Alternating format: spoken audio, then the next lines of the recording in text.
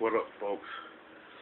I'm back once again doing another video game review, and this time I'm reviewing Dick Tracy on the NES, which was made by Bandai. Now, this particular game is loosely based off of the Dick Tracy comic strips, which was created by Chester Gould, and not the Dick Tracy movie that starred Warren Beatty back in 1990. Which is kind of odd because the game was released the same year as the movie, so it would have made sense for them to actually base it off the movie, but they didn't. Now the plot of the game is centers around Dick Tracy trying to figure out how to get some evidence on this one criminal, Big Boy Dupree, and his thug, so he could send him to prison. And of course, he gets a call about, and he had to work on his first case. And pretty much, there's 15 criminals in the game, and all of them come from the Dick Tracy universe. Some of which actually did make it in the movie, you know, and you pretty much have to work 5 cases in progression. So of course this is a linear game.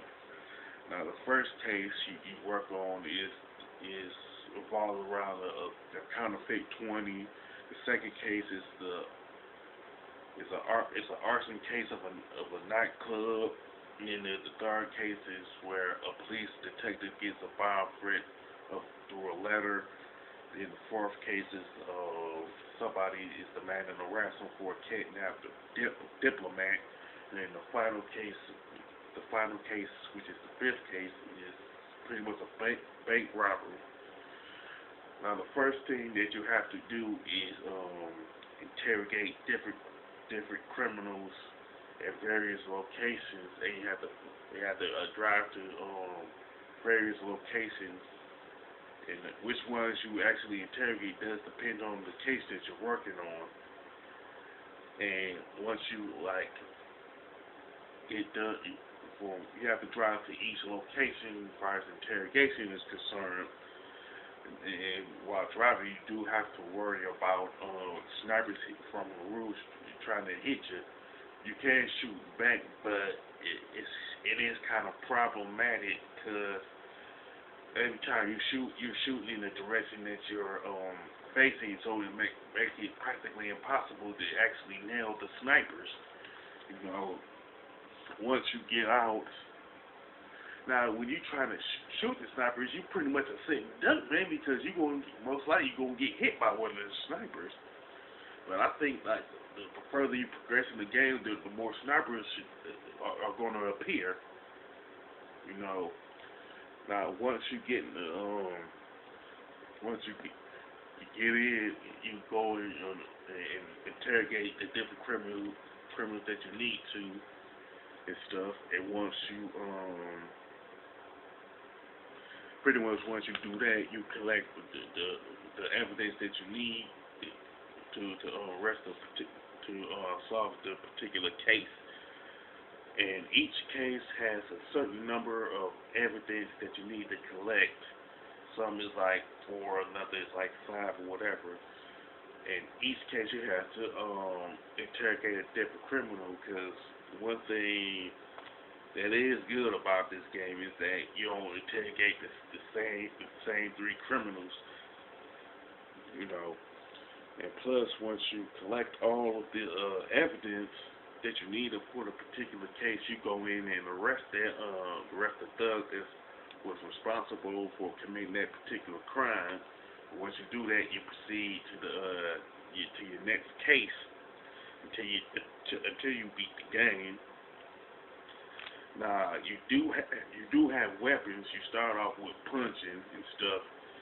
Then you can grab other weapons like a Thompson, a knockout punch, and tear gas. I think the knockout punch is the one that really doesn't make any sense to me. I would think that the majority I would say all of the weapons really would be guns. That's just the Tommy gun.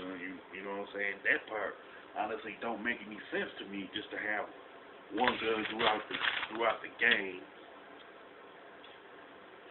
With that being, nah.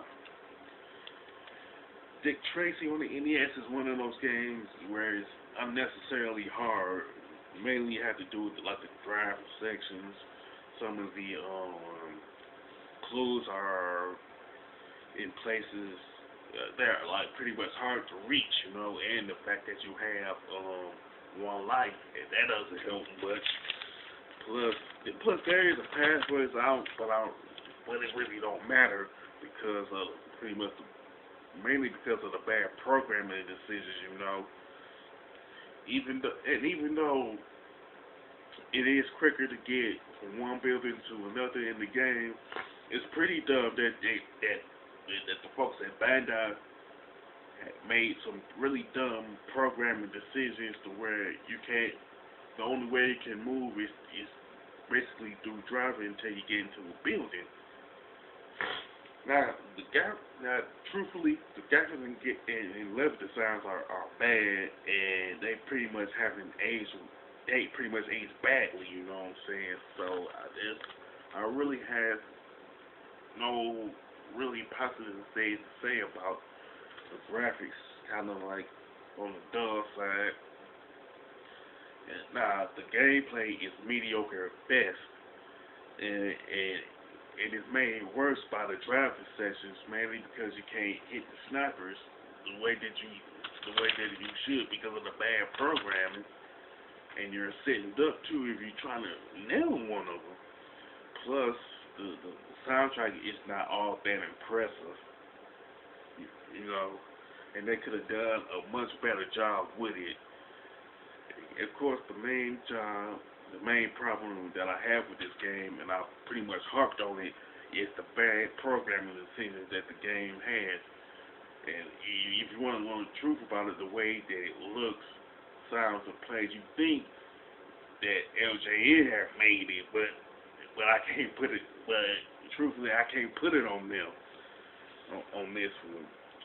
And truthfully, Dick Tracy by Bandai for the NES could have been a good, excellent game if it wasn't hindered by the stuff that I talked about, and it could have spawned a couple of sequels. I could have seen that happening, but it was hindered by but it's pretty much a bad, frustrating game. As far as the score is concerned, I would definitely give it a 4. You know.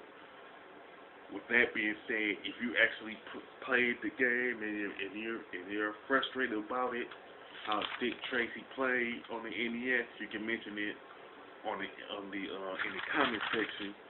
If you like this video review of the NES version of Dick Tracy, don't hesitate to click the thumbs up button, and don't forget to subscribe. This is your boy Big Metroid Fan 12 signing off.